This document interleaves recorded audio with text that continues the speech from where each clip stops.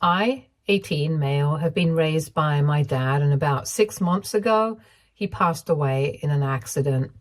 My parents separated when I was 5 years old, and my mom did not keep in touch with us after that. So I have very little memory of what kind of relationship I had with my mom. All I know is that my dad did not like my mom, and he took it out on me because throughout my life, he was literally the most unkind, horrible person to live with. He was downright abusive, if I'm being honest. I would get smacked for every small mistake that I made, and he would lose his temper with me over the slightest matters. And overall, I had learned to walk on eggshells around him. So when he passed away, I had mixed feelings about the whole thing because on one hand, of course, he had raised me, and we had some good days when he wasn't acting psychotic. But for the most part, I was just relieved. But after that, I started feeling extremely lonely because for a couple of weeks, my relatives did keep in touch with me and check up on me occasionally, but then they kind of got busy with their own lives. It's not shocking. My dad wasn't particularly close to anybody, and as a result of that, even I wasn't that close to anybody else in the family. My grandparents moved away 5 years ago, and I don't have a lot of friends. The ones that I do aren't even here right now because they're in college and I'm taking a gap year. So for the past couple of months, I've been very lonely and kind of depressed as well because I feel like there's nobody to care for me. It's not a new feeling by any means. I used to feel like that all the time, even before my dad passed away, because of the way that he was constantly angry and hateful. But then, after he passed away, I started feeling like I was completely alone, and I don't know. I can't explain it, but honestly, it felt like the most horrible feeling in the world. Because of all this, I guess I agreed to meet my mom when she reached out to me a couple of days ago. I know that she had abandoned me when I was very young. She had had an affair and eloped with some guy. And then she had declined to accept shared custody, even though my dad had been open to it after everything that had happened. I know all this is because my dad used to bring it up at the drop of a hat to taunt me about these things as if it was my fault. It was his way of trying to make me feel bad for myself and remind me exactly how unwanted I really was when he felt particularly mean-hearted.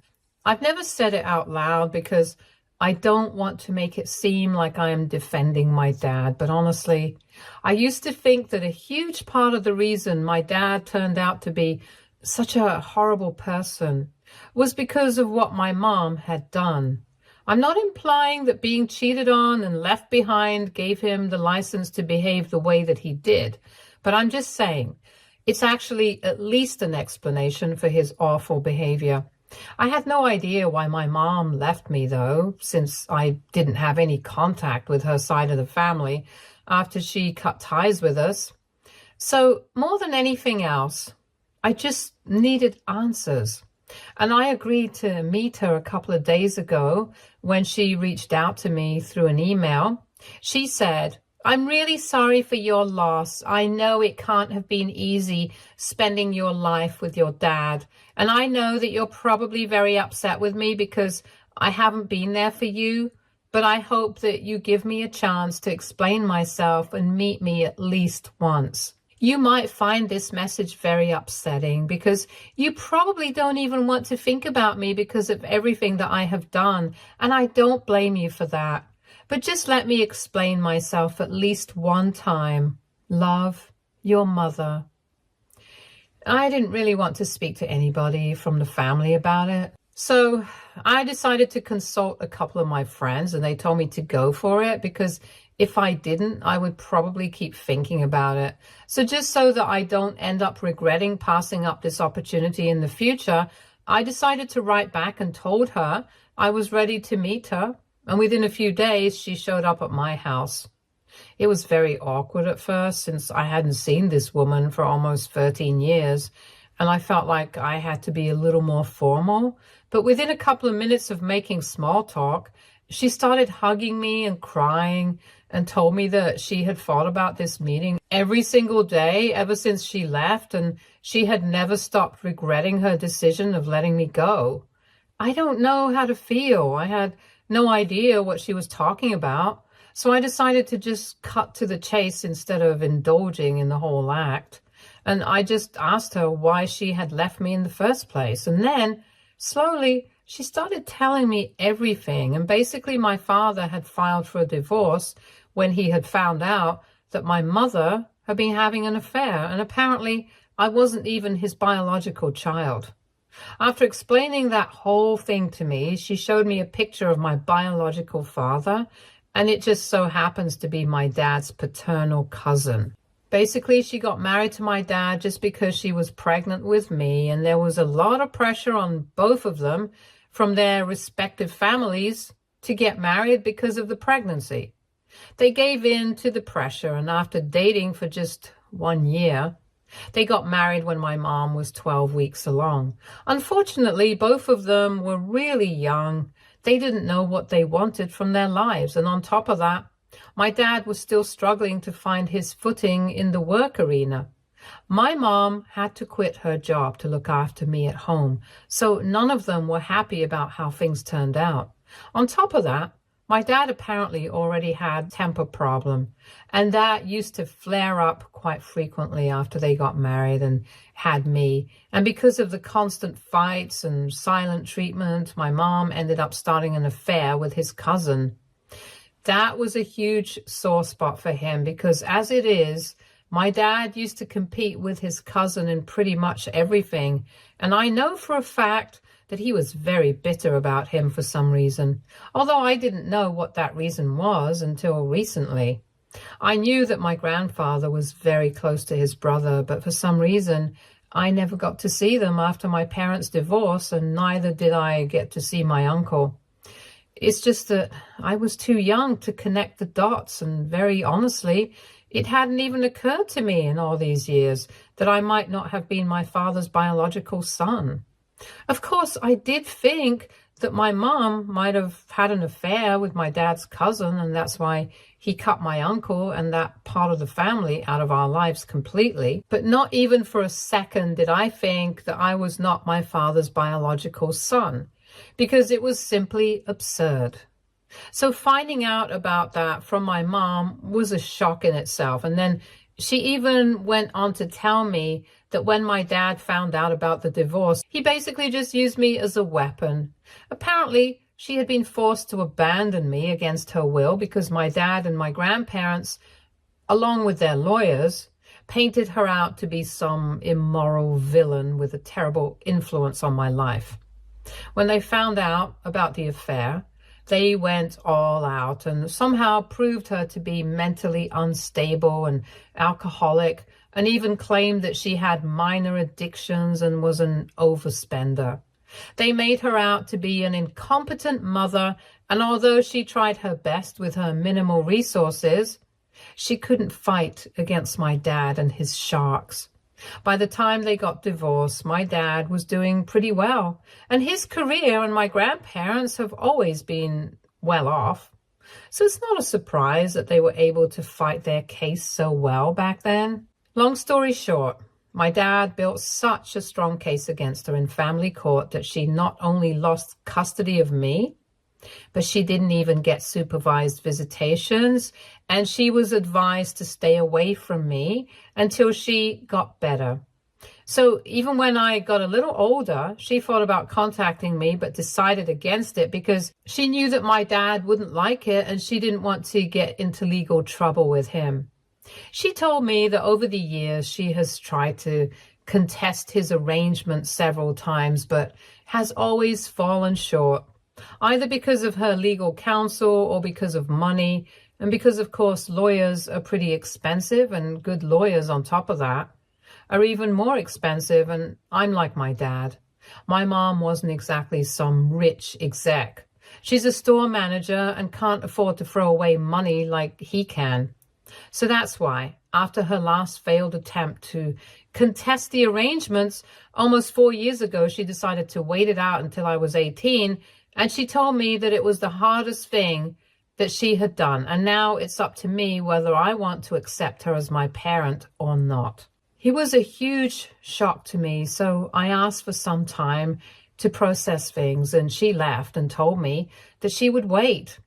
Afterwards, I decided to call my grandparents and tell them about it because obviously they had known about all these things right from the beginning, but had never told me about it.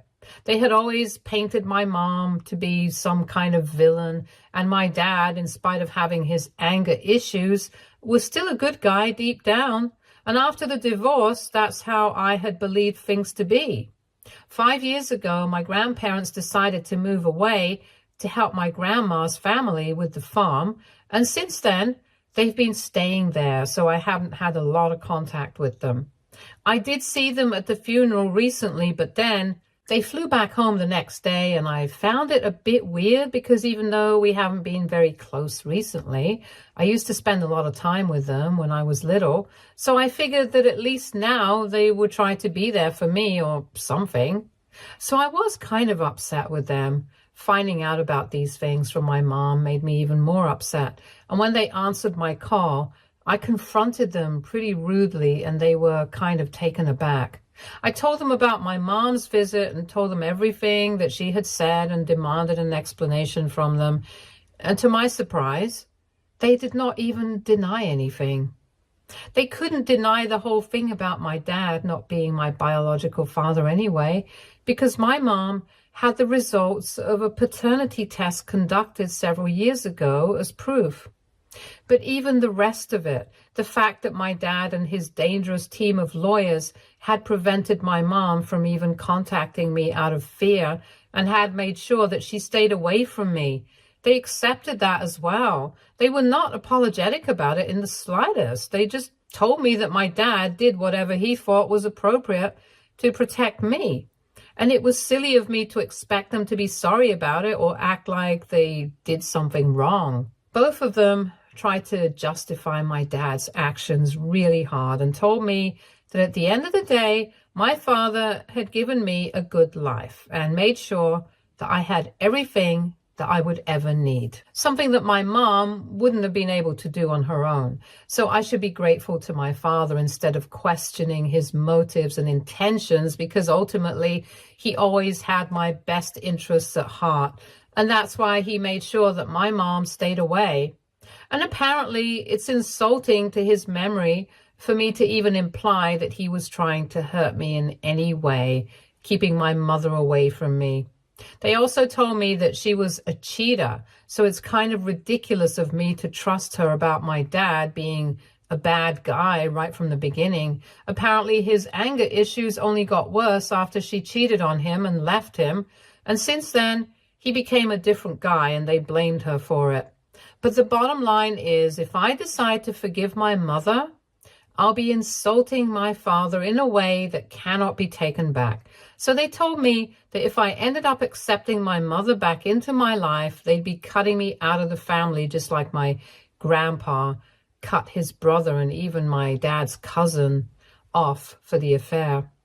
Because they don't want anybody with any association with my mom in the family. And right now, I'm in a total dilemma, because even though my family isn't very functional or even good to me, it's all I have.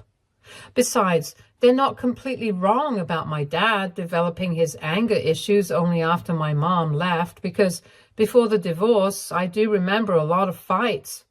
But I also remember having a lot of good times with my parents. And I also know that in spite of his anger issues, my dad did his best to provide me with everything and financially secure my future. I mean, the guy has left everything to me in his will. So that's got to count for something, regardless of his bad temper and behavior. I've been thinking about reaching out to my mom, but at the same time, I also feel really guilty about it because of whatever my grandparents said. And also because I know that my dad wouldn't like it, even though he's not here right now. I feel bad and I feel like I'm betraying him in some capacity. It's ridiculous because he always treated me badly, and I've always felt kind of relieved that he was gone now and I can live my life on my own terms. But even that feels like a betrayal. I'm just really lost and confused about everything, so I really need some guidance on this. All sorts of advice are welcome. So AITA, for wanting to accept my mom back into my life, even though my late father wouldn't like it. Update 1. Hi, thank you so much for all the advice. I decided to talk to my mother and meet up once again because there are a lot of things that we need to discuss, and I don't think I need to feel bad about what I'm doing. After reading the comments and speaking to a couple of friends, I realized that I was allowing my grandparents to gaslight me into actually believing that my father might have been a good parent. And I'm really sorry. I know I shouldn't speak ill of the dead or whatever, but he really wasn't. He made me cry and made me hate my life, so it really doesn't matter if he financially secured my future. Because at the end of the day, it cost me my sanity. Most importantly, he lied and lied about my mom in court, and she completely lost any credibility that she had as a mother. And she couldn't even reach out to me for so many years because of him. Yet he constantly made me believe that it was because she didn't want to. I had no idea that she was being prevented from reaching out to me. I thought about it a lot, and there's literally no way to forgive it, regardless of whatever my grandparents have to say about my mother. They think that she was an incompetent parent and prioritized her affair more than her family, and maybe she did. But I don't think she was as bad as my dad. I don't think anybody can possibly be as bad as him. And leaving everything to me in his will doesn't make up for it. I bet he would have left it to someone else if he even had anyone, but he doesn't. Plus, I'm not entirely sure that it was my mom who made my dad the way he was. Because, like I said, as a child, I do remember having a lot of fun with my parents, but then again, I don't know what went on behind the scenes. I do remember them fighting a lot, but it's not like I knew everything. And besides, after all the lies that I've been told by my dad's side of the family for so long, I think I'm just going to take everything they say with a pinch of salt now. Anyway, it's been a week and a couple of days since I made my post, and 3 days back, I invited my mom over for lunch, and we had a really nice long talk about everything. I tried to be a little more open this time around and told her a lot of things about my life as well, especially about my time with my father. And I ended up crying because, well, it wasn't exactly pleasant recalling everything, especially the bit where he used to taunt me about my mom leaving me, and I used to believe it without knowing the truth. My mom ended up crying as well. She apologized to me profusely for never reaching out before and said that she should have risked it instead of playing it safe, because at least that way I would have been able to testify for myself. But then she had no idea how bad I had it with my father, and she had assumed that I must have been happy if I had made no attempts to contact her, even after I grew up a bit. She said that it was stupid on her part and acknowledged the fact that she should have reached out to me long before instead of being scared. But honestly, we're all doing the best that we can, and it's not like I'm the only part of her life that she had to worry about. Apparently, she had really had to struggle with money after the divorce because she already barely had anything of her own. She had to get her parents to help her out financially with the lawyers and everything. And even then, they not only lost custody of me, but also a lot of money. So she had to start from scratch, and it took a lot of hard work. So she couldn't even think about contacting me or trying to fight against my dad at the time before she could establish herself. But even then, after she landed her first job and had saved up even a little bit of money, she went against my dad and lost again. She still didn't let that deter her, and I think that's what matters, that she kept trying. I know that it hasn't been easy for her as well, so I'm ready to cut her some slack for not doing the smart thing and just contacting me when I'm a bit older. It's not like she didn't know how to.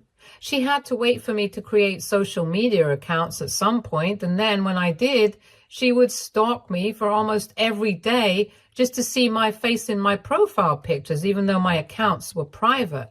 That's how she somehow managed to find my email ID as well, and finally managed to get through to me recently. I also asked her about the whole thing with my dad's cousin, because the last time we met, she wasn't really able to elaborate on that, since I was still reeling from the shock of learning that I was not even my father's bio son. And to my surprise, she told me that my dad's cousin had dropped her a couple of months after she got divorced. He wasn't happy about having to do it, but apparently his parents had given him an ultimatum. He had fought for the two of them for a really long time, but at the end of the day, his parents did not want him to have anything to do with her, even though my dad and grandparents never spoke to his family after finding out about the affair. They didn't seem to care about it and just didn't want their son to have anything to do with my mother. It's strange, because I really can't understand how his family was able to force a full-grown man to cut off my mom. But my mom doesn't seem to care about it anymore. She told me that it had been many years since the breakup, and even though it hurt a lot in the beginning, she has moved on. She's been with a couple of guys in the past, and currently she's been in a long-term relationship for the past 3 years and has been thinking about getting married. We talked about her life, and we even discussed the idea of staying together as a family, but I think it's going to take us some more time for that to happen, because right now everything is really recent and raw. We're still just opening up to each other and rebuilding whatever relationship we had, so it's going to take a long time before we can finally call each other family. But it's going well for now. My grandparents have no idea. They haven't even bothered to contact me since the last time we spoke, and I don't think I'm going to be contacting them anytime soon either. I just don't want them in my life, to be very honest, and neither do I want anyone else from my dad's family. Update 2. So it's been 2 weeks since my last update, and my grandparents finally reached out to me to rant at me about the fact I was keeping in touch with my mom. She's been over for lunch and dinner a couple of times in the past 2 weeks, and apparently my grandparents had decided to contact one of my neighbors when I started ignoring them, and my neighbors must have told them that a middle-aged lady had started visiting me. I'm guessing that's how they had figured out that my mom was in touch with me. They tried calling me several times, but I didn't pick up, so they sent me a message telling me that I was disappointing them to no end, and they couldn't believe that I was inviting my mom over into the house that my dad used to stay in. The same house that he left for me. And yet it couldn't remind me to be grateful to him for everything that he had done. They claim that it's an insult to my father's memory for me to invite my mom and be hospitable to her after she had literally cheated on the original owner of that house. I don't even understand what they're getting at, but whatever point they're trying to make, it's a really stupid one, and I didn't even think it was important for me to dignify that with a response. But they didn't stop. They just kept texting me, and I really didn't want to block them because I knew that they would lose their minds and start annoying me even more if I did that. But ultimately, that's what I had to do. I told him not to reach out to me anymore, and then I blocked them last evening, and a couple of hours ago, they were at my door demanding to be let in so they could talk to me about my behavior. I didn't even bother to argue with them. I just called the cops because I did not have time for this nonsense. I had invited my mom over for dinner, and I didn't want to be here when she finally arrived. And on top of that, I also had a bunch of job applications to fill out because I didn't want to run out of money. Anyway, when the cops finally showed up, I had them escorted off my property, and I even told them that now that my father was gone and he had legally left everything to me, this was my property, whether they liked it or not, and I was going to do whatever I wanted, regardless of whether they were happy about it or not. Besides, I'm an adult, and I know what's good for me and what isn't, especially after spending a lifetime with my father. I think it's finally time that I stand up for myself and do something. My grandparents were obviously not happy about what I had done, but in front of the cops, there was not much that they could do, so they just had to leave quietly. And then my mom came over for dinner.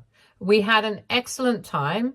And we have even decided that the next time she visits, she's going to bring her boyfriend with her and introduce us to each other. Update 3. Hey, so it's been 4 months since my last update, and recently my mom and her boyfriend got engaged, and over the past couple of months we have started rebuilding our relationship. So her boyfriend asked me to help him propose, and I did. I was there. I helped him set up all the cameras and stuff, and now they're engaged. I'm even helping them organize their engagement party, and I'm very happy for both my mom and myself because we have found each other after a really long time. And this time, nobody's going to force us to let each other go.